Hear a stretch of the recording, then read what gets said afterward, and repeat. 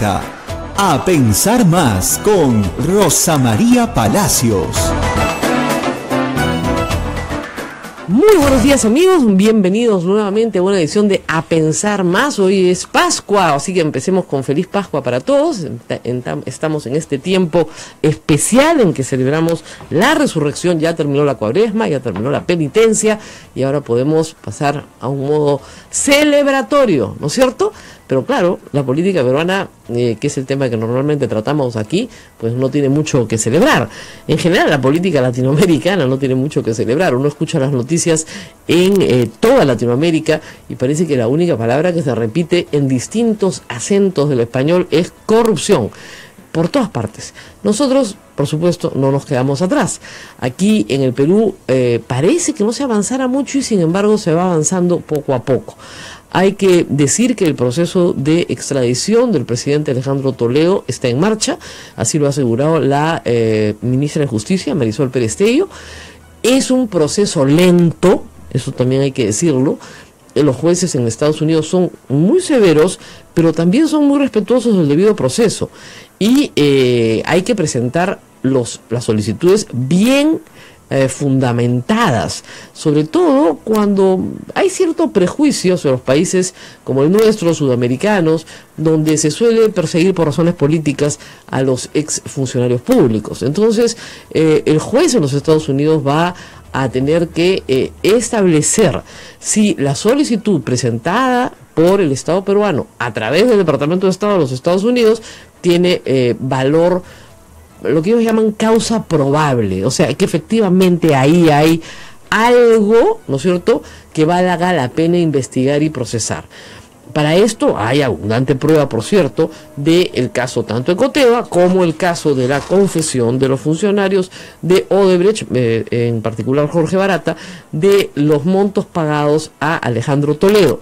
A diferencia de otros casos, esta vez se le pagó al señor Joseph Maiman cantidades de dinero que son rastreables en cuentas particulares del señor Maiman a través de la empresa Odebrecht. Por lo tanto, si el dinero es rastreable, si el dinero llega hasta Costa Rica, si el dinero se gasta luego en bienes en el Perú, hay un caso más o menos redondo y esperamos que el juez en los Estados Unidos así lo entienda.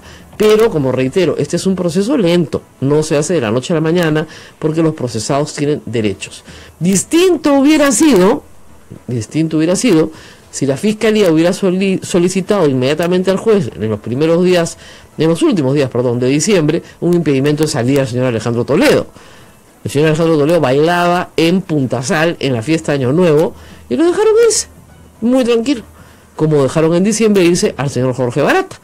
Distinta hubiera sido su declaración si lo hubieran detenido en el Perú y lo hubieran llevado de paseo pues al Lurigancho. Les aseguro que hubiera cantado tan bonito como canta su jefe Marcelo Odebrecht desde Brasil. Pero no, acá los dejaron irse y ahora tenemos este problema. En segundo lugar, sí, efectivamente hay avances importantes en el caso del Callao. El caso del Callao es un caso muy complejo porque no abarca solamente al señor Félix Moreno. Como ustedes comprenderán, el señor Félix Moreno no actuaba solito. Tenía un montón de amiguitos que trabajaban con él y la Fiscalía ha ampliado una investigación a varios funcionarios del gobierno regional del Callao. Y el caso del señor Félix Moreno es muy curioso porque él se defiende diciendo: yo no he recibido nada. La plata se la llevó el intermediario y el resto se la dieron a Fabre, ¿no? Pero ni uno ni otro todavía puede ser probado por él tampoco. Lo cierto es que hay una entrega de dinero a su campaña también, eso es lo que él sostiene, y que esa entrega de dinero a su campaña se usa para pagar los honorarios del publicista. Puede ser, pero no le creyó el juez y lo mandó 18 meses a prisión preventiva. Toledo, Callao, y luego tenemos otros gobiernos. El caso de Humala durante Semana Santa ha estado sumamente movido por la corroboración del testimonio de Barata en el testimonio de Marcelo Odebrecht, que efectivamente señala que para la campaña del año 2011 se le entregaron $3 millones al señor Ollanta a través de su esposa en una oficina, los mismos datos que dio el señor Jorge Barata. Sin embargo, hay que señalar que se le entrega el dinero en 2010, cuando el señor Humala, bueno, le iba pésimo en las encuestas, como ustedes recordarán. No tenía muchas posibilidades.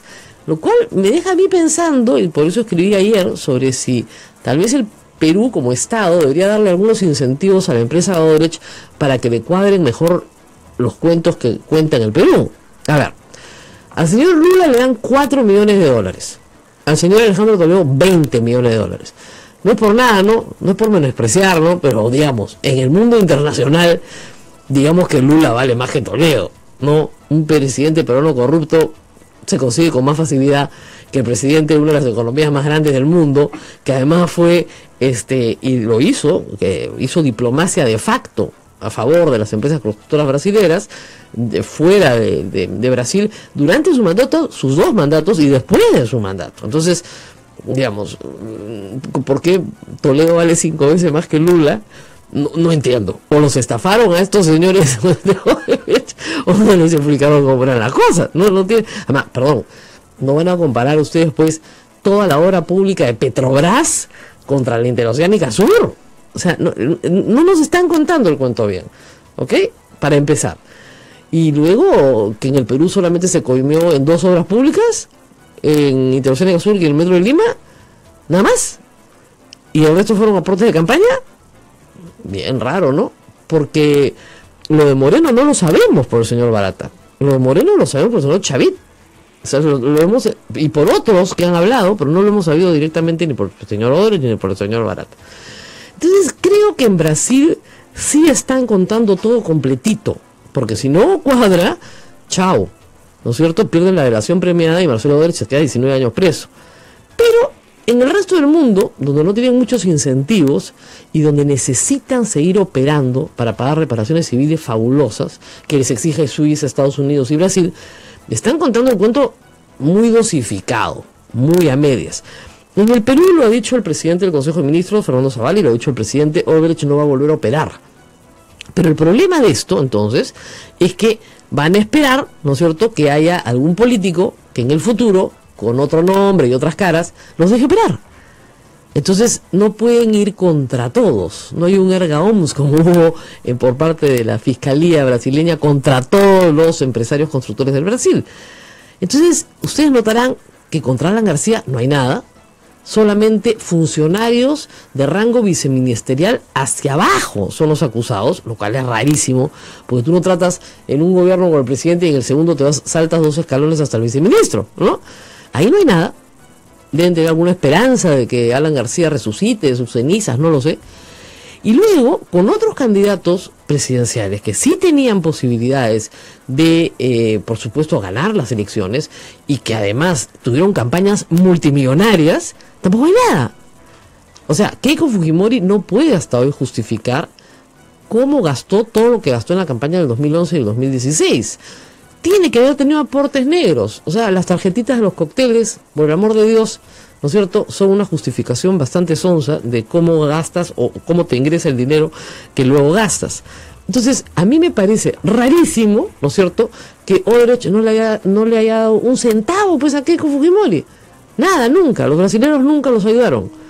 Porque estos señores, discúlpenme, ya en Brasil no solamente financian un partido, financian todos los partidos, porque tienen que quedar bien con todos, ¿no? Y hay uno que lo dijo ayer, creo que fue el mismo Odebrecht, que no se hacían públicas estas donaciones para no generar expectativas en algunos de los candidatos, ¿no es cierto? Porque si no, qué fácil hubiera sido hacerlas públicas. Dice, si le damos 2 millones de reales al uno, el otro decía, yo también quiero 2 millones de reales porque le has dado al otro.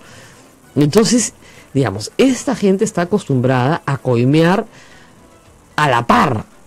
Entonces, reitero, Keiko Fujimori puede ser presidenta del Perú en la concepción de estas personas a futuro, sí. Puede permitirles con otro nombre, reitero, con otras caras, volver a operar, sí. No la van a echar ahora. Entonces, no van a echar a nadie que les parezca potable en un futuro. El partido Aprisa se puede presentar con otro candidato, sigue siendo un partido importante.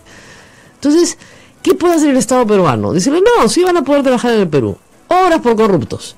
Entonces ustedes me dicen, ¿quiénes son los corruptos? Y yo entrego las obras. Pero comencemos a sincerar esta situación porque es muy raro. No cuadra, pues. Discúlpeme, pero no cuadra. O sea, acá hay algo muy raro en todas estas explicaciones.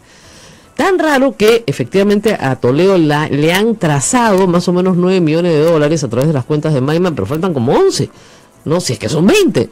O sea, Toledo tiene todo para irse a la cárcel, de eso no hay discusión. Pero el cuento tiene que cuadrar bonito. Si no cuadra bonito, estamos con un mal cuento.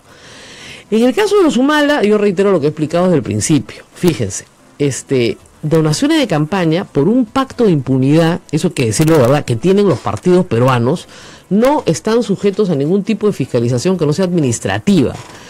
Este Congreso Fujimorista no va a cambiar ese pacto de impunidad, pues. Y ese pacto de impunidad viene desde décadas atrás y se consolida con la ley de partidos políticos en el año 2002.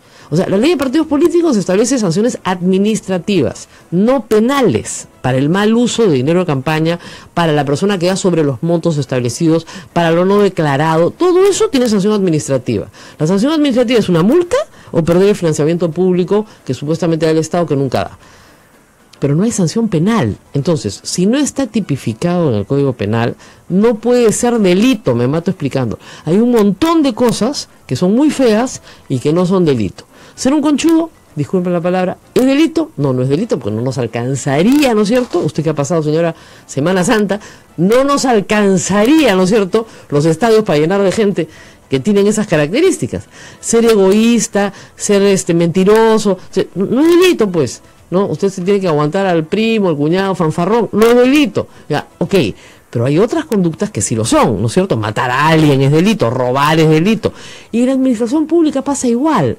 La conducta del funcionario público tiene que estar tipificada. Humala, cuando recibe el dinero, ni siquiera es funcionario público. O sea, le dan plata, obviamente, con la expectativa de obtener un favor. ¿Qué tendrían que probar los fiscales, con mucho trabajo, el nexo causal entre el dinero recibido y el favor otorgado por el presidente de la República? Y si fuera lavado, tendrían que probar que esa plata regresa a Odebrecht de otra forma, a través de otros bienes, de otros intangibles, si quieren. Pero nada de eso ha sido probado. Entonces, cada vez que le preguntan al pobre señor Duberlí, oiga, ¿por qué no está preso Humala? Dice, ¿cómo lo voy a meter preso si no tengo cómo? ¿Verdad? Y la gente se desespera, pero en realidad en eso Duberlí tiene razón, pues, porque ¿qué prisión preventiva le van a dar? Ahora, otra cosa son las declaraciones políticas, ¿no? Yo escucho que Juan Chaput dice, sí, porque hay peligro de fuga. Oye, discúlpenme, aunque hubiera peligro de fuga, para que te metan a la cárcel tiene que haber un delito tipificado, no te lo pueden inventar, el fiscal no sabe pescar. A ver, ¿qué has hecho? Entonces, no hay delito, pues. Más ejemplos de lo que no es delito. Por ejemplo, si tú vives con tu hermano y le robas a tu hermano en tu casa, ¿está mal? Claro, tienes que ir a confesarte, es pecado. ¿Es delito? No es delito, pues. La cara de Abel ha dicho, ¡uy! A tu mamá, los parientes cercanos que viven en la misma casa y se roban entre ellos, no cometen delito. Ustedes dirán, oiga, pero eso es absolutamente injusto. Estamos completamente de acuerdo, es absolutamente injusto. Pero no es delito. ¿Ok? Entonces, ese es el problema, eso es lo que hay que entender. Si no se entiende despacio desde el principio, ¿qué es lo que pasa? Te genera falsas expectativas. Dices, sí, lo van a meter preso. Porque lo odio, no odio, pues, pero el tema es que te genera falta de expectativas. Acá todos son ladrones y todos son impunes. Ni todos son ladrones, ni todos son impunes. Primero, Alberto Fujimori está preso. O sea que si todos fueran impunes, no estaría preso. Y está preso él y estuvieron presos muchísimos de sus colaboradores en crímenes contra la administración pública. Y además él se allanó, o sea, ni siquiera peleó. ¿Ok? Entonces, no es que todo es impunidad. El señor Félix Moreno, ¿dónde está? Está en la cárcel. ¿No es cierto? Alex Curi, ¿dónde está? Está en la cárcel. O sea que no todo es impunidad, no se depriman. Pero, digamos, las personas tienen derecho a ser procesados, no ajusticiados. Para juicios populares ya tuvimos el Sendero Luminoso. Eso no es justicia.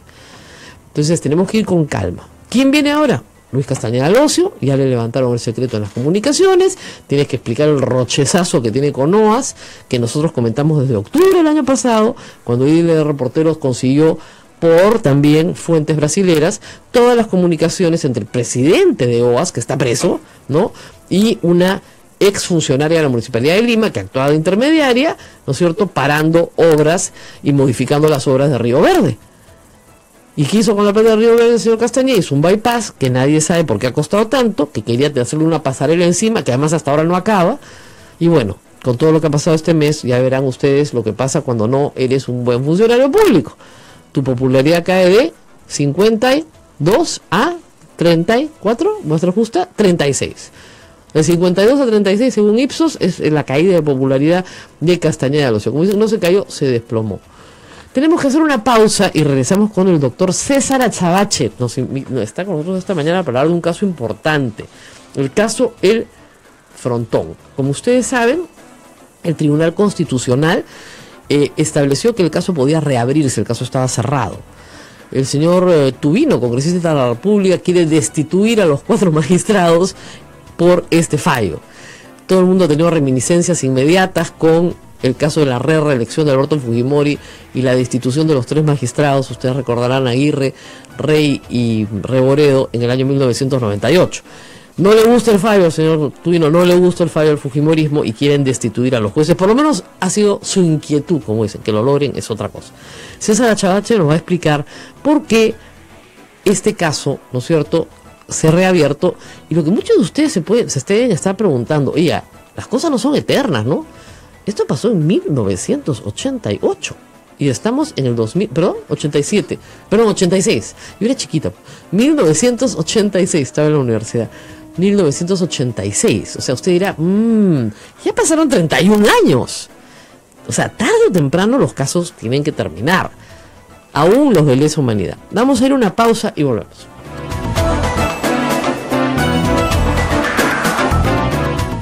Sodómico, Sociedad Dominica de Medios de Comunicación. Somos la primera emisora católica del Perú. La primera en llevarte la mejor información, veraz y precisa, desde el mismo lugar de los hechos. Radio Santa Rosa, buenas nuevas en tu vida. Rosa de Lima, Rosa de América. Rosa de Lima, Rosa de América. Rosa de Dios.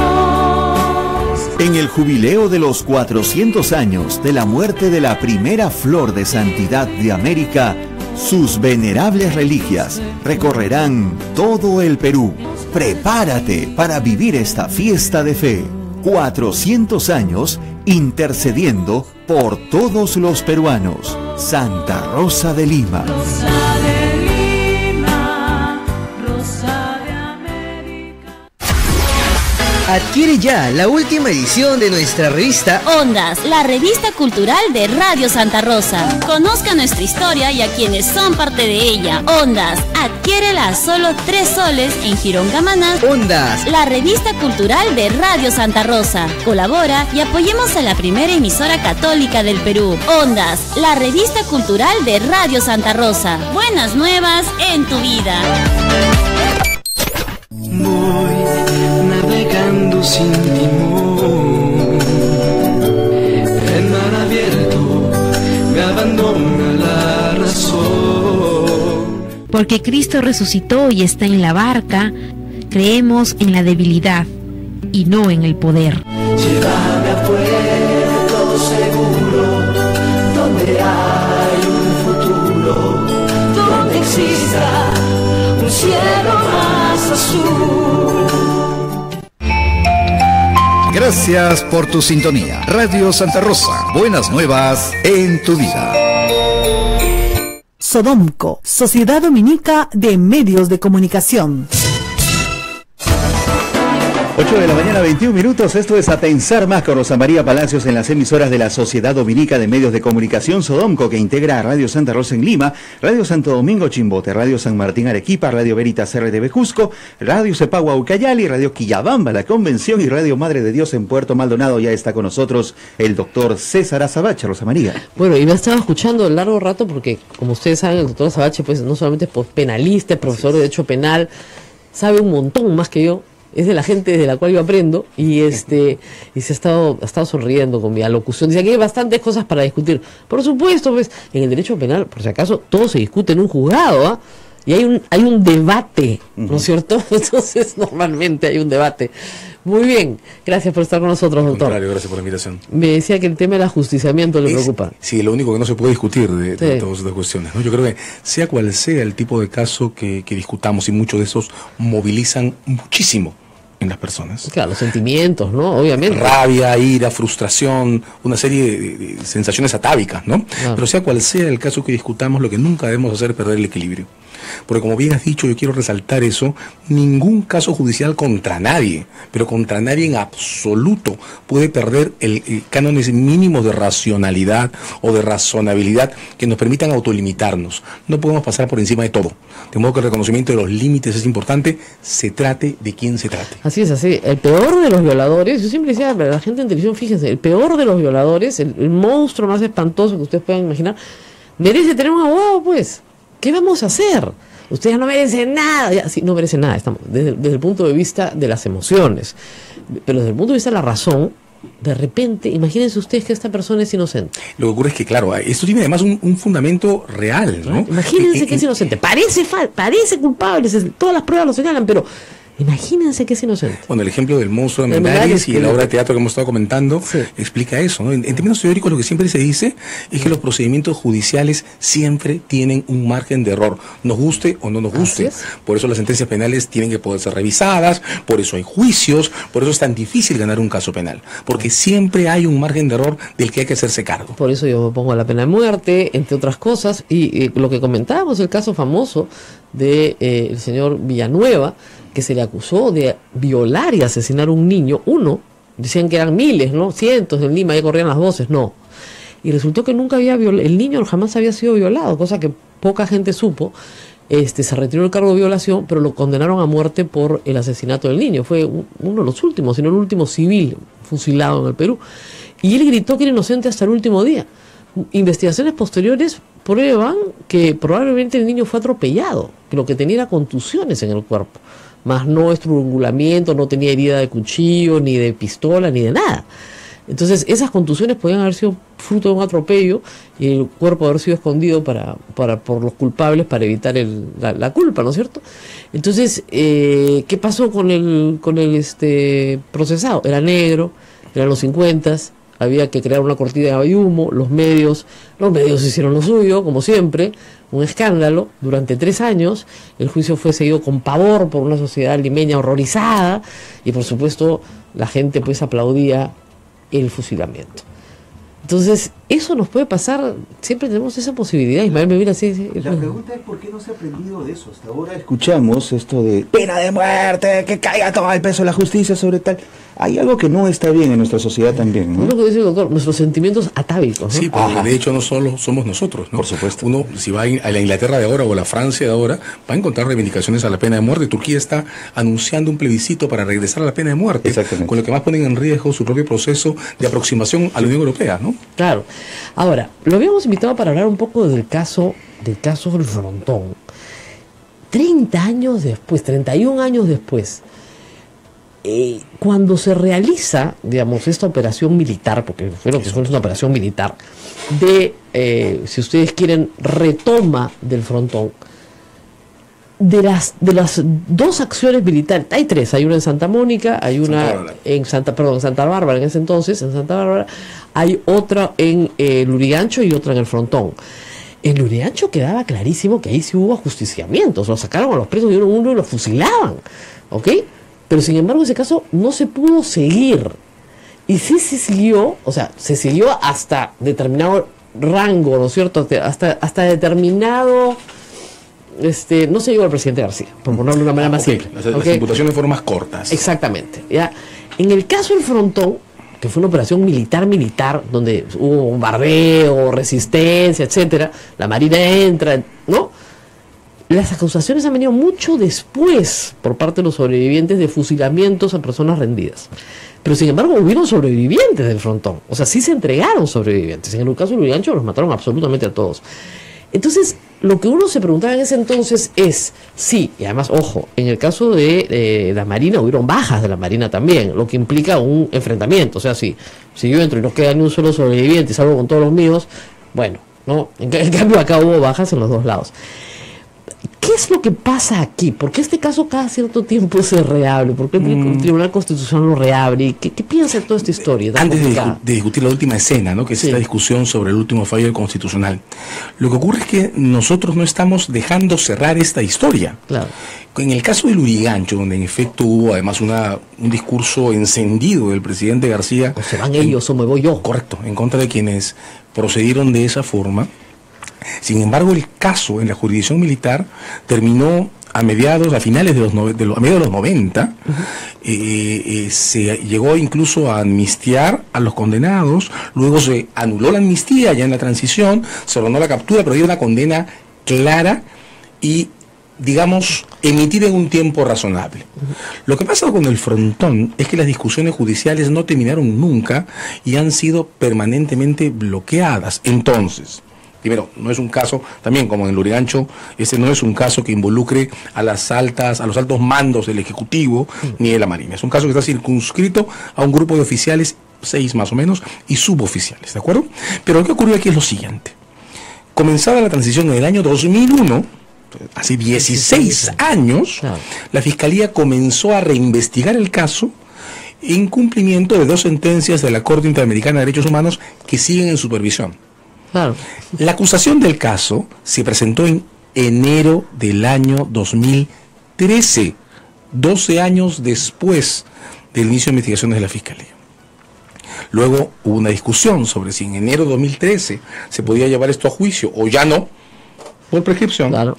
Y en junio del 2013, no recientemente, no la semana pasada, no el año pasado, en junio del 2013, el Tribunal Constitucional declaró que, 1, este no es un caso de crimen de lesa humanidad. No. Y lo declaró considerando una cosa que puede ser discutible, pero que es bastante clara. Si aquí pasó algo, pasó como un exceso en el transcurso del abatimiento de un motín terrorista liderado por terroristas. Entonces el Tribunal Constitucional dijo en junio de 2013, este no es un ataque de las Fuerzas Armadas sobre población civil ni sobre población rendida, es un ataque al terrorismo. Y es una operación militar. Y es una operación militar en la que se enfrenta ese motín, claro, con fuerzas efectivas. Hay 3 marinos muertos, claro, y bueno, hay una discusión, dijo el Constitucional, sobre si terminado la recuperación del penal hubo ajusticiamientos o ejecuciones o disparos o no. Bueno, esa discusión no es un crimen de lesa humanidad, dijo el tribunal. Pero también dijo, párrafo 2, sentencia, repito, de junio del 2013, no reciente, no es este tribunal, es el anterior. Claro. También dijo, este caso ha demorado demasiado, ya ha demorado por culpa nuestra. Y estamos condenados en el sistema interamericano por habernos demorado así. De modo que este juicio, el que está en marcha, en enero se había presentado la acusación, tiene que terminar. Y tenemos que cerrar esta historia de una vez. Han pasado 4 años de esa sentencia. Claro, cierre usted. Todavía el juicio no comienza. Todavía el juicio no comienza. A la acusación del año 2013 siguieron observaciones. Claro. Que fueron subsanadas en octubre del 2016, donde no hubo observaciones. La acusación está nuevamente presentada y ahora aparece este debate en el que yo no alcanzo a entender por qué se está sosteniendo que el tribunal acaba de ordenar que el caso se reabra, cuando el tribunal ordenó en el año 2013 que continúe. ¿Y qué ha ordenado ahora? Ese es el problema. Ahora ha salido un auto que es, desde varios puntos de vista, indescifrable. Desde varios puntos de vista indescifrable, de modo que lo que está ocurriendo es que cada quien está diciendo lo que quiere de ese auto. Es un auto, no es una sentencia. Es un auto de ejecución. Puedo contar la historia, va a tener un montón de detalles. Pero explícale a la gente que es un auto. Claro. Yo le digo, es un auto, no es sentencia, nos entendemos entre yo y él. Sí, porque nos ponemos a bailar y nada no se le pasa. Lo que ocurre es que los casos legales o constitucionales se resuelven por sentencias. Sentencia significa decisión sobre el fondo. Todas las demás decisiones importantes que toma un tribunal se llaman autos. Cada vez que alguien pide cualquier cosa, sea durante el procedimiento, deténganlo, embárguenlo, libérenlo, lo que sea, la decisión se llama auto. Cuando un caso está en ejecución de sentencia, páguenme, ya pagué, levanten mis antecedentes, todo lo que pasa en ejecución de sentencia se decide mediante resoluciones que se llaman autos. Este es un auto porque se refiere a la sentencia que es de junio del 2013. O sea, no está fuera del mismo proceso. Ni podría, ni debería cambiar la sentencia, ese es el punto. Claro, que alguien reclame, señor juez del Tribunal Constitucional, todavía han pasado 4 años, no hay justicia, y el tribunal diga, sí, pues, ejecútese. Por ejemplo, sería un auto. Eso es un auto. Bueno, ¿qué dice este auto? Bien, primero, voy a repetir algo porque es muy importante que quede claro. La orden del tribunal para que el procedimiento siga hasta el final es de junio del año 2013. Claro. Y nunca se cerró. Ha sido removida, está vigente, de modo que el caso que está ahora con acusación y con 4 años esperando juicio, tiene que entrar a juicio y punto. Claro. ¿De dónde viene el lío? La sentencia de junio del 2013 es una sentencia muy compleja. Compleja porque, como se imaginarán todos, fue muy difícil tomar una decisión en el caso del Frontón.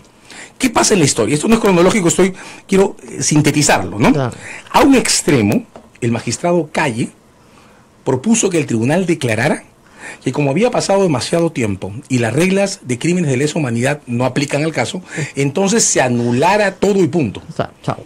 Al otro extremo, el magistrado Eto dijo que no, que en este caso hay dos sentencias de la Corte Interamericana de Derechos Humanos en ejecución, de modo que no se puede contestar a la Corte Interamericana por prescripción. Decía Eto, estoy parafraseándolo, ¿no? Nos han condenado por demorarnos. ¿Y ahora qué le vamos a decir a la Corte? ¿Que nos hemos vuelto a demorar? ¿Y que hemos anulado el caso porque nosotros nos demoramos? O sea, yo me tiro al piso, me cojo del cabello, tiro hacia arriba y me paro solo. Claro. Eto dijo, no, esto no se anula, esto tiene que terminar. Los dos extremos. ¿En el medio? En el medio, Urbiola, el magistrado Urbiola, estaba cerca de Eto con una diferencia. Urbiola quería que se limite de alguna manera el procedimiento, porque es demasiado tiempo. También en el medio, pero al costado, el magistrado Vergara estaba cerca de Calle. Pero Vergara no quería anular el caso completo, solo quería anular algunas decisiones del caso y ajustarlo. Entonces, en un esfuerzo que a mí la verdad me parece, más allá de los resultados de nuestras preferencias personales y las de cualquiera, un esfuerzo institucionalmente muy serio, los magistrados Álvarez y Mejía, en el medio, promovieron una decisión de dos bandas. Ok, hagamos las dos cosas a la vez.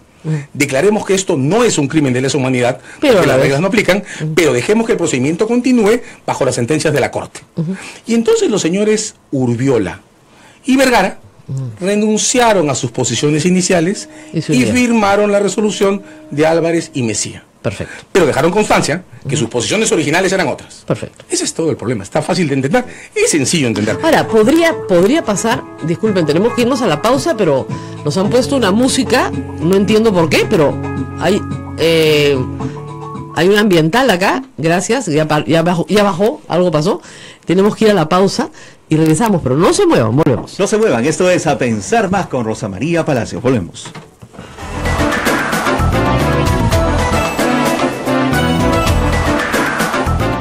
Sodómico, Sociedad Dominica de Medios de Comunicación.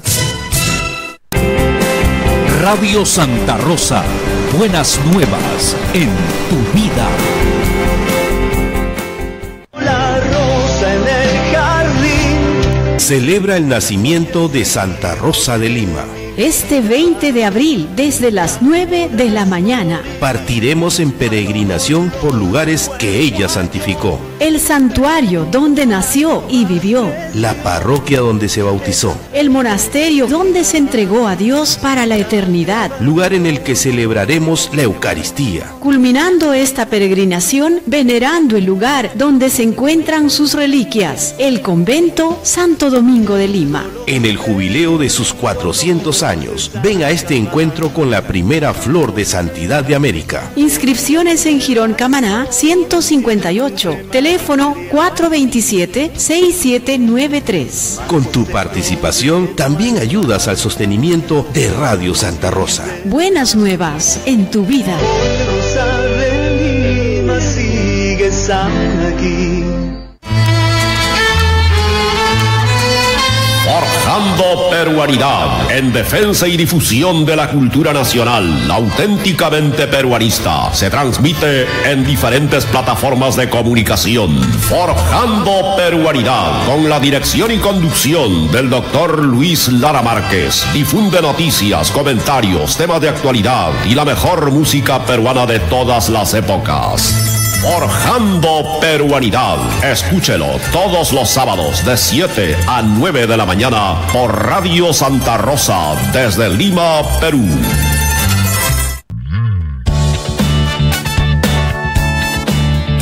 Si quieres ser un fraile predicador, conócenos. Ingresa a www.jovenesognet.com o escríbenos a vocaciones@peru.op.org. Orden de Predicadores. Maestro itinerante, tú vas feliz a predicar. amigo caminante, tu voz anuncia la verdad. Santa Rosa, buenas nuevas en tu vida. Sodomco, Sociedad Dominica de Medios de Comunicación. 8 de la mañana, 37 minutos. Amigos, esto es A Pensar Más con Rosa María Palacios. Bueno, esto está más fácil que... Este es un examen fácil de derecho, no se me confundan. Lo que ha hecho la Corte, que ya estaba todo dicho y que tenían que terminar el bendito juicio, miren, como decíamos acá con el doctor Nakazaki, qué confusión, con el doctor Azabache, era que a Zamudio, que parecía culpable, ¿no es cierto?, lo absolvieron en 5 días, estuvo 2 años escondido para que lo absolvan en 5 días. 12, perdón, claro, 12 y el final. 12 escondido para que lo absuelvan en 5 días. ¿Por qué? Porque no podían probar el nexo causal, pues. ¿Ya? Y en este caso, tienen que probar el nexo causal también entre la muerte de cada uno de los que terminan muriendo en el enfrentamiento con cada uno de los suboficiales y oficiales. A ver cómo vas a probar eso. Ahora, las maniobras dilatorias vienen de la propia Marina también, ¿no? De los propios imputados. Esa es la típica en el Perú. Crees que si tú dilatas, hay prescripción. Y en este caso, por disposición de la Corte Interamericana, no puede haber prescripción. Al margen de que sea de lesa humanidad o no lesa humanidad, no se puede. No se puede. Bueno. Es tan sencillo como que hay que hacer la tarea, ¿no? Este auto, lo que me contaba el doctor en la pausa, ha dicho, ya, sí es de lesa humanidad. No, peor. Tampoco, es peor, es un lío espantoso. Peor, ¿qué ha hecho este auto? Lo primero que te quiero decir, o que quiero recordar, es que este auto no tiene consecuencias prácticas. No, pues, porque es un auto de ejecución. 1 y 2. No modifica la sentencia. Diga lo que diga, y no solo no modifica la sentencia, sino que diga lo que diga, el procedimiento sigue, porque la sentencia, en una parte que nadie tocó, ordenó que el procedimiento siga, sea de lesa humanidad o no lo sea. Así es. Dijo, no lo es, y aún así el caso sigue. Toda la discusión es un poco inoportuna y bastante inconducente. ¿Qué pasó? Pasó que, emitida la sentencia de junio del 2013, en septiembre, una procuraduría y 3 ONGs le pidieron al tribunal que anulara la sentencia de junio del 2013, en septiembre de ese año. O sea, pidieron una nulidad de su propia sentencia. Dijeron que había que corregirla, porque desde el punto de vista de ellos, esta historia de los jueces que fueron cambiando de posición para sumar en mayoría generaba contradicciones. Yo creo que no, yo no creo por qué. Porque cualquier tribunal que sea un colegiado... Son 7, tienen que ponerse de acuerdo, así es. 6 tienen que ponerse de acuerdo. Y la gracia de un tribunal colegiado, grande como el constitucional, es que los jueces aprendan a renunciar a sus preferencias personales para formar consensos. Entonces hay una discusión que el magistrado Urbiola ha traído a colación, que se produjo en octubre del 2013, en la que el tribunal discutió qué hacer con este pedido, y donde sale Vergara Gotelli, uno de los 2 que renunciaron a sus posiciones personales para sumar en la sentencia, diciendo, no, eso no tiene ningún sentido, aquí no hay ninguna nulidad que atender. Lo malo es que no lo emitieron con una decisión, lo dejaron, otro gran vicio de nuestros procedimientos, lo dejaron sin resolución. Típica. En abril de 2016, el Constitucional, pleno, nuevo, conformado con nueva gente, donde todavía está el señor Urbiola, que es testigo de esa resolución original y que porta la historia, que es además uno de los magistrados que renunciaron a su posición personal para sumar en una resolución de transacción equilibrada, puesta en el medio, estando el presente. El tribunal decidió reinterpretar los votos, pero solo lo interpretó además el voto de Vergara Gotelli. De nadie más. No, de nadie más, claro, porque Urbiola estaba presente y Urbiola dijo, no, acá no se interpreta nada. Claro. O sea, yo tenía una posición, yo perdí, lo hice literalmente en un texto que está publicado, yo perdí la votación. Claro. Mi posición no agrupó hegemonía, renuncié a mi posición y me plegué a una mayoría. Él lo cuenta. Él es testigo de situación. Él cita lo que Vergara Gotelli dijo en octubre de 2013. Yo creo que la discusión tendría que haber terminado ahí. Junto a Urbiola, los magistrados más, Sardón y el señor Blume, dijeron, oigan, pero en estas condiciones esto no se puede discutir, ha pasado demasiado tiempo. Además la sentencia ya está. Claro, las correcciones se toman en 2 días. Y esto no es una cuestión de corrección, ahí está la firma de los señores. O sea, Urbiola y Vergara pueden haber creído originalmente lo que sea, pero firmaron la resolución y la firmaron como estaba. El debate se acabó, no se puede hacer nada. Pero los otros 3 magistrados restantes decidieron comparar el voto que Vergara lanzó, digamos, al que había renunciado porque firmó la resolución, con la resolución, y dijeron, no, el señor Vergara no estaba de acuerdo con el fundamento 68. Y por tanto, la primera parte de la resolución, la que declara que esto no es un crimen de lesa humanidad, tiene que salir de la resolución. ¿Qué? Esa es, sí, ¿Por auto? Esa es la versión correcta. ¿Cómo? Yo tengo que reconocer, además, yo no había reparado en este pedacito, pues es una línea en la que dicen salga el extremo 1 de la resolución. Hasta este fin de semana discutiéndolo con un colega tuyo, ¿no? Ni siquiera con un colega tuyo, un líder de medios, que me hace ver que ahí dice salga también la parte de la resolución 1. Yo no tendría problemas con que digan el fundamento 68 sale, pues un fundamento y punto. Claro. Y en efecto, Vergara Gotelí no estaba de acuerdo con el 68. Claro. Ahora, hay que decir que Uribiola no estaba de acuerdo con la mitad del texto.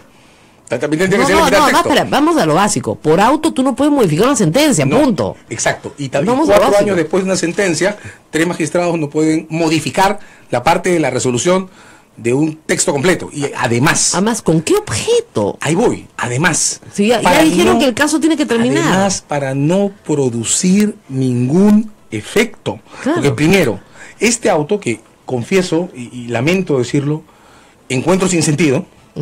No produce la reapertura del caso. No, ya está abierto. El caso está abierto desde junio. Claro. Es falso el titular de todo, que se reabre el caso. Mentira. No cerra. Está abierto. Ya está abierto hace tiempo. Segundo, no es por las reglas sobre los crímenes de lesa humanidad que está abierto. Tampoco. Está abierto por la sentencia de la Corte. Claro. ¿De acuerdo? En consecuencia, no produce ningún efecto práctico. Y sin embargo, producen enorme terremoto político, porque el Constitucional no se puede dar el lujo de hacer una cosa así. De ser tan chabacano, ¿no? Independientemente de que no tenga consecuencias prácticas. Entonces, ayer, por ejemplo, alguien me preguntaba, ¿y entonces por qué tanto problema? Esta es la cuestión, ¿por qué tanto problema? Lo que tenemos que en este momento... Bueno, hay que decir 3 cosas. Primero, los periodistas de derecho no entienden nada. Acá Ismael ha aprendido un montón, ¿ah? Ismael ahora sabe todo. Que es un auto. Es un vehículo que lleva gente, no mentira. Claro, o sea, de verdad que es difícil entender lo que está... Yo entiendo que para la mayoría de la gente que nos está escuchando no entiende nada de lo que estamos diciendo, ¿ya? Pero lo que les queremos transmitir es lo siguiente. Una sentencia está firme. El Tribunal Constitucional es la última instancia. Te puedes ir a la Corte Interamericana. Pero esa sentencia no ha sido apelada, está ahí, está firme. Entonces, 4 años después, ese mismo tribunal, por una resolución de menor jerarquía, si quieren, no puede modificar la sentencia. Y además, ¿para qué? Para nada, porque al final el resultado es el mismo. El juicio tiene que terminar en algún momento y tiene que darse y tiene que enfrentarse. Ahora, es evidente que hay gente en la Marina que está muy preocupada porque este juicio no exista. Y hay que decirles a ellos lo que yo decía. Una vez el general Mora me dijo, yo prefiero estar en una trinchera con el enemigo rodeándome, sin munición, ¿no? A ir al Poder Judicial. Lo que pasa es que... Sí, pero que no puede ser... Prefiero estar en combate. Sí, yo que ir al Poder Judicial. Yo no entendía nada, ya, ¿no? Bien, me ha tomado años pensar por qué es así, ¿eh? Así es. Pero tengo una impresión, no puedo decir una conclusión. Mi impresión es que la imaginación estratégica de un militar entrenado, quiero pensar que de los mayores, ¿no? Quiero pensar que el antiguo CAEM, supone el control de todas las variables en un escenario en disputa. Claro. Y un juicio supone el descontrol de la mitad de las variables en un escenario de disputa. Claro, no puede. Igual que la democracia. Igual, es que el sistema nervioso no les da. O sea, si dicen, no, es que no controlo ninguna variable. Exacto. No controlo nada. La incertidumbre produce... Mi abogado me dice que puede ser como que no puede ser. Entonces, ¿cómo no va a poder ser? O eso no es. Puede ser una broma teórica, pero a los ingenieros les pasa lo mismo, ¿eh? Bueno, y a los médicos también. Y a los médicos también. Pero los médicos están más reconciliados con la incertidumbre. Sí, pero sufren muchísimo. Sí. Entonces hay como un problema. Además, a las personas que tienen sentido del honor, y que son la gran mayoría, creo yo, la prescripción les parece horrorosa. Entonces, cuando un abogado penalista dice, mira, hermanito, no te preocupes, esto ha prescrito. No. Es que yo quiero ir a juicio, porque tiene que saberse que yo soy una persona honorable. Entonces ahí el abogado penalista se tira por la ventana y dice, no, pues hermano, no. Esa asociación entre hermanito y abogado penalista es bien gráfica, ¿no? Así es, bien gráfica. Vamos a perder, porque el juez que te ha tocado es corrupto, creo, y además es bruto. Entonces ahí el médico dice, pero ¿qué clase de justicia es esta? Yo quiero ir al caso, yo quiero que se diga que soy inocente, ¿no? Ayer el abogado sufre, ¿por qué no me entiendes que eres inocente? Todos sabemos que eres inocente, pero tienes esta suerte de que ya prescribió. Ya, sin embargo, también ocurre que los juicios tienen muchísimas variables inciertas cuando el tribunal no es corrupto. Claro. ¿Correcto? Y eso genera un problema de bloqueo institucional. O sea, no estamos todavía acostumbrados a tomar decisiones en escenarios abiertos a la deliberación. Claro. Y enfrentar un juicio es aprender que uno tiene que ir y hacer la tarea completa. Casi perdimos Chavín de Huántar en la corte por no darnos cuenta que podíamos ganar. Y terminamos ganando cuando nos dimos cuenta que parte de la tela había que cortar. El señor Zamora, el acusado principal por Chavín, el único acusado por Chavín de Huántar, porque todos fueron razonablemente absueltos. El único acusado de Chavín de Huántar se pasó 12 años escapándose de la justicia. 12 años. Cuando lo único que había que hacer era presentarse al tribunal, hacer su caso y ganar su caso con un buen abogado. Y hubiera terminado. ¿Usted sabe lo que es 12 años escaparte de la justicia? Eso es una condena. Es el cuarto de la vida de una persona. Claro, eso ya es una condena. Claro. Y lo absolvieron. Entonces lo que tienes que hacer es presentarte. Usted dirá, no, pero a veces te mandan a la cárcel. Miren, en realidad, no sé, este es de formación profesional, ¿ya? Pero, ¿qué prefieres? ¿Estar huyendo 12 años o que te den, no sé, pues, 6 y salgas en 2? Lo planteo de esta manera, mire, no sé. Como comentabas al principio y tenías razón. Los hechos del Frontón son de 1986. Imagínate. ¿De acuerdo? 1986. ¿Qué edad tienen los oficiales y los suboficiales que están acusados ahora? Claro, 60, 65. Entre 50 y 65 años. Claro.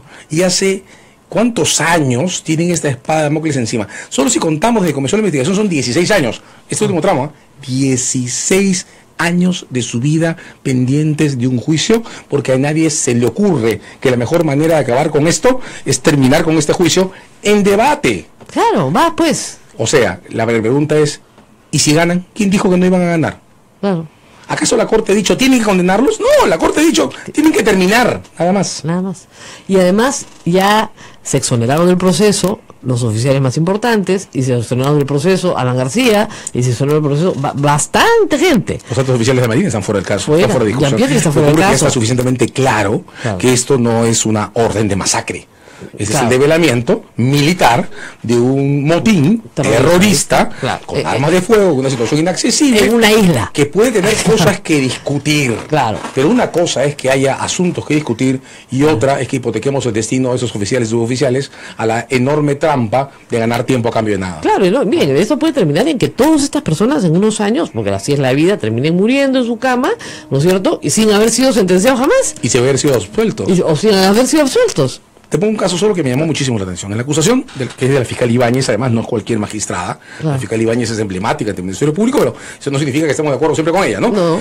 En la acusación hay un grupo de oficiales que son los técnicos en explosivos. Claro. ¿Qué hicieron? Dos cosas. La primera, abrieron el boquete por el que se tomó el pabellón. Gracias. ¿Hay otra forma de entrar a un pabellón tomado por un grupo de terroristas que no se abrió un boquete? No, pues. Ya, pues la discusión es si al usar los explosivos los usaron de manera correcta, previniendo o no que alguien pueda morir por los efectos de la explosión. No se puede. Por Dios. Por Dios. Eso lo van a segunda. Eso lo van a ganar en 2x3. ¿Cuál es la segunda discusión? Si después de recuperar el penal tenían derecho o no a demolerlo.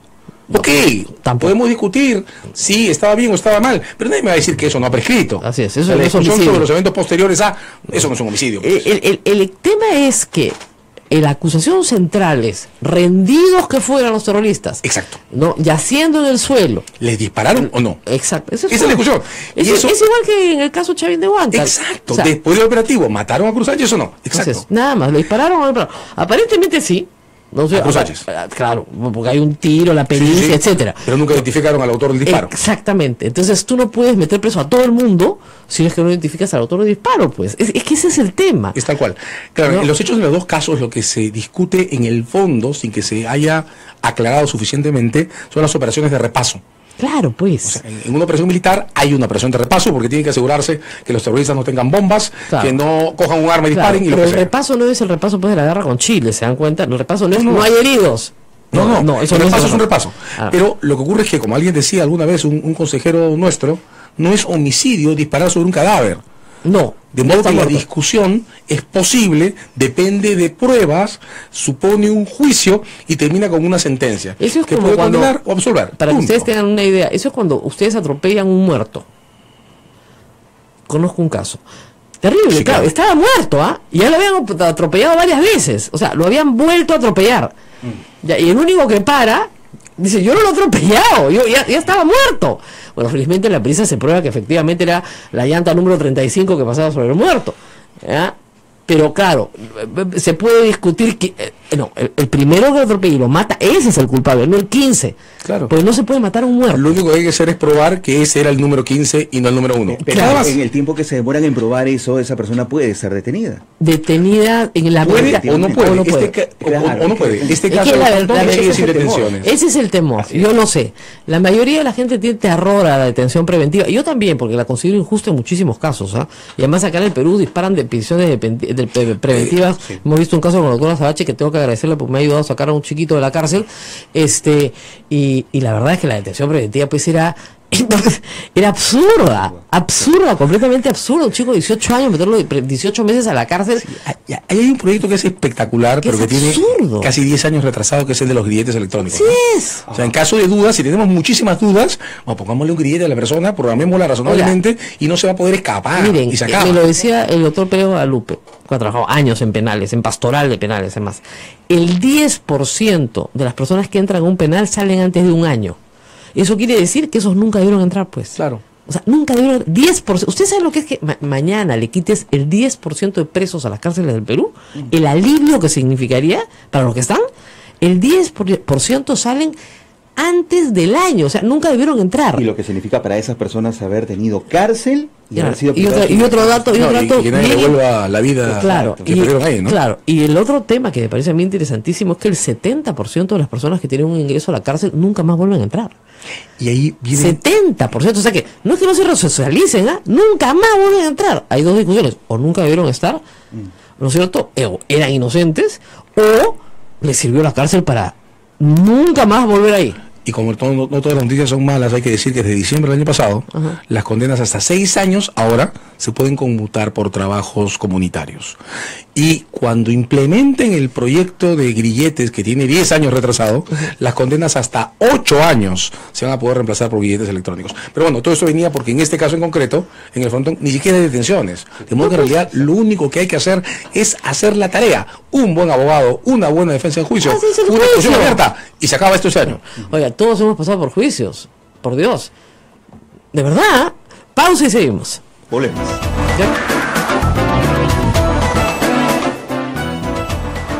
Sodómico, Sociedad Dominica de Medios de Comunicación. Somos la primera emisora católica del Perú. La primera en llevarte la mejor información, veraz y precisa, desde el mismo lugar de los hechos. Radio Santa Rosa, buenas nuevas en tu vida. Rosa de Lima, Rosa de América. Rosa de Lima, Rosa de América. Rosa de Dios. En el jubileo de los 400 años de la muerte de la primera flor de santidad de América, sus venerables reliquias recorrerán todo el Perú. Prepárate para vivir esta fiesta de fe. 400 años intercediendo por todos los peruanos. Santa Rosa de Lima. Rosa de Lima, Rosa de América. Adquiere ya la última edición de nuestra revista Ondas, la revista cultural de Radio Santa Rosa. Conozca nuestra historia y a quienes son parte de ella. Ondas, adquiérela a solo 3 soles en Girón Gamaná. Ondas, la revista cultural de Radio Santa Rosa. Colabora y apoyemos a la primera emisora católica del Perú. Ondas, la revista cultural de Radio Santa Rosa. Buenas nuevas en tu vida. Navegando sin timón, el mar abierto me abandona la razón. Porque Cristo resucitó y está en la barca, creemos en la debilidad y no en el poder. Llévame a puerto seguro, donde hay un futuro, donde exista un cielo más azul. Gracias por tu sintonía. Radio Santa Rosa, buenas nuevas en tu vida. Sodómico, Sociedad Dominica de Medios de Comunicación. 8 de la mañana, 56 minutos, último segmento de programa. Estamos con el doctor César Azabache. Rosa María Palacios, adelante. Bueno, acá estábamos hablando del caso Nadine, que a la gente le gusta, que hablamos de Nadine. Ya, es mala, es arpía, es todo lo que tú quieras, pero eso no es delito, pues. ¿Cómo haríamos? ¿Cómo haríamos? ¿Cómo haríamos? Hay varias cosas. La primera, yo sé que no es necesariamente agrado de todos, pero a mí sí me sigue pareciendo que si se prueban los 3 millones, que yo creo que tienen evidencia fuerte, parece que sí. Bueno, pues entonces hay una declaración falsa ante las autoridades electorales. Ya, pues, administrativo. No, una declaración falsa ante una autoridad pública es un delito y se llama falsedad ideológica. Son 6 años máximo de prisión. Sí, ya prescribió, Pocho. No. Del 2010 al 2016 ya prescribió. No, es 2011. Ya, pero La declaración 2017 se ya pasaron 6 presenta años. al final de las elecciones. No. Y la preparatoria ya comenzó. No, pero De modo que no ese es prescrito. dinero que ellos reciben, acuérdate. Ni siquiera lo pueden declarar porque está excede los montos, pues todo. No lo pueden declarar, pero no lo quieren declarar. Gracias. Y lo que hacen además, si se prueba esto, lo que parece que ocurre es que se simulan parte de los depósitos según la introducción Igualito, de cuenta pues. de Leán. Sigue siendo, es que yo sé que no es fácil de digerir porque más no corresponde a la digamos, al peso moral de la discusión, pero una falsa declaración a una autoridad administrativa tiene 6 años máximo de cárcel, 9 de Pero prescripción. ella perdón, hizo una falsa declaración. 9 de prescripción. Yo sé. 9 de prescripción, Pero ella- y por lo tanto no prescripción. Y falta otra cosa.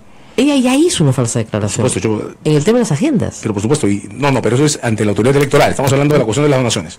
Segundo, si yo cojo de ese dinero y parte de ese dinero lo asigno a mis gastos de sobrevivencia diaria, Así es. Sí. en los gastos de consumo no son un problema. Pero si hay una parte de ese dinero desviado, una suerte de remuneración clandestina permanente, con declaraciones de ingresos cero a la administración tributaria, hay un fraude tributario.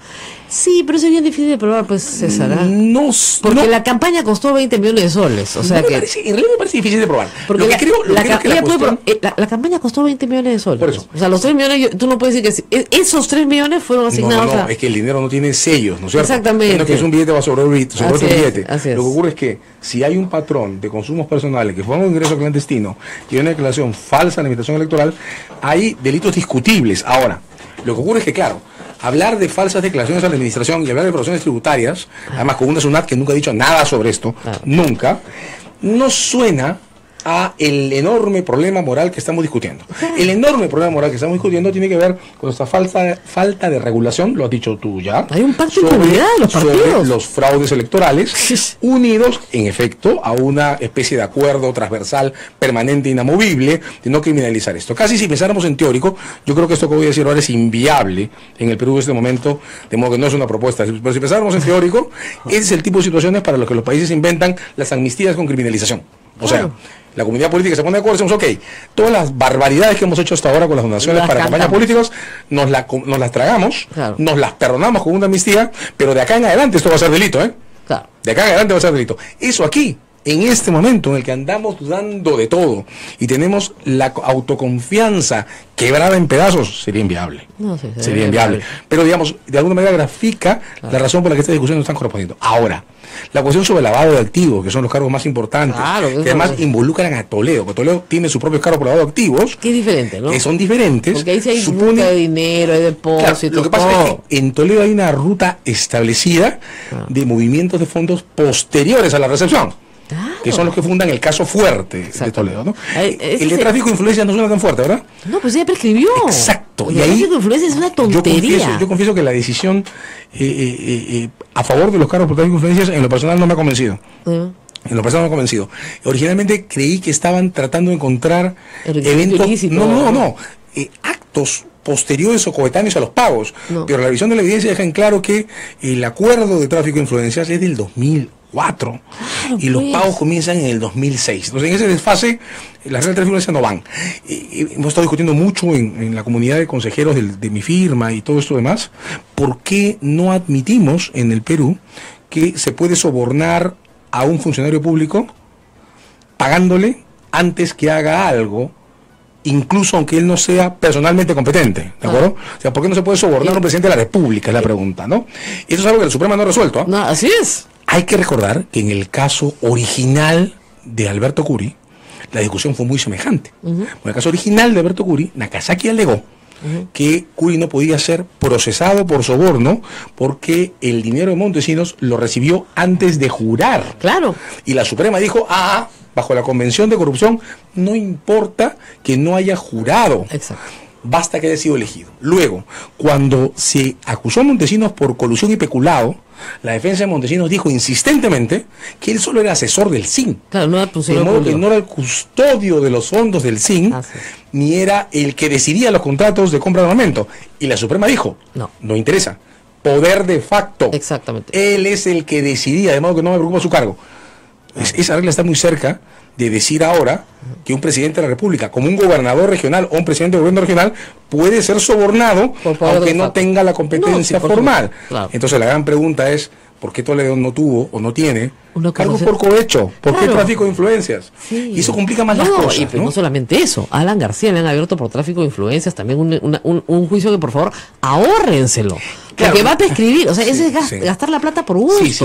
En realidad, O sea, yo tengo la quieren impresión- agárralo por algo que tenga sentido. A ver, yo tengo la impresión que yo tengo la impresión que las reglas sobre tráfico de influencias habrían tenido más sentido, y lo digo en términos hipotéticos, en el caso de la señora Heredia. Claro. Si la fiscalía sostiene que el dinero no era para el partido, sino para ella, y para que ella use su posicionamiento, que siempre fue el de una persona particular, a favor de Odebrecht, ¿correcto? Claro, claro. Pero ese es un modelo completamente distinto, una situación, un hecho completamente distinto al de Toledo, ¿verdad? Claro. Ahora, para los cargos por lavado de activos respecto a ellos, falta mucho, ¿no? Falta mucho porque lo hemos discutido varias veces. Además, tenemos 3 años en esta discusión. Tenemos 3 años. Ya Y es un esto montón. parece el frontón. Va camino, espero que no, ¿no? Espero que no. Es que termina siendo ridículo, pues, porque ahí la gente se frustra. Si tú le dedicas a la señora Heredia 400 portadas, ¿no es cierto?, diciéndole ladrona, ladrona, ladrona, Y no ladrona, pasa nada. y no pasa nada, y no está presa, la gente dice, bueno, la están protegiendo. Claro, es que nos falta explicarle a la gente, oye, no hay delito, pues. No, y nos falta un chip que nos permita organizar los casos penales de manera que las discusiones puedan ser cortas y oportunas. El caso BTR se cayó porque nadie supo cómo partirlo en pedazos para que llegara a sentencia a tiempo. Prescribió todo. Lo mezclaron con el caso Canán, se metieron en Claro. un enredo espectacular buscando en cañerías, Claro. y al final del día el juicio no terminó jamás. Bueno, pues estaba armado así, ¿no? Yo creo que digamos, fue ex profeso, ¿ah? Digamos, siendo profeso o casual, lo cierto Claro. es que no tenemos ninguna válvula que nos permita A los chuponadores evitar sí los eso. metieron presos, está bien, habían cometido un delito, pagaron su pena, y a los que discutían, ¿no es cierto?, el traficazo de influencias, todos libres. Ese caso tendría que haber durado 2 años. Claro. Pues no hay nada que discutir. Duró Entonces, 6. Sí, digamos, yo no quiero ofender a nadie, pero el señor Kimber era miembro del directorio de entidad pública como Metro Perú. Claro. Tenía evidencia clara de haber prestado favores a un particular concursante y se acabó el caso. Que era facilísimo. Se acabó el caso. Era Claro, y ni facilísimo. siquiera necesitaba los audios. O sea, Claro, era ¿cierto? 2 más 2 Con son su recibo 4. de honorarios. Claro, ya está, nada más. Entonces, tenemos que aprender a organizar casos de manera simple, que tengan rendimiento comunicacional, o sea, que la gente los entienda y que no tengan vulnerabilidades legales. Tienes que poner los casos penales ahí donde no pueden Mira, el perderse. único momento histórico en el Perú en que eso ha sucedido es en el proceso de Alberto Fujimori. Desde el 2001, desde que se crea la Procuraduría Anticorrupción. No es por nada, ahí estaba el doctor Azach, al principio, muy al principito. Pero de verdad, pues se sentaron y dijeron, ya, ¿qué es esto? Ah, esto es una organización criminal. Ah, ya, no es una persona particular. Ah, muy bien, entonces lo vamos a tratar y esta es la estrategia, organización criminal.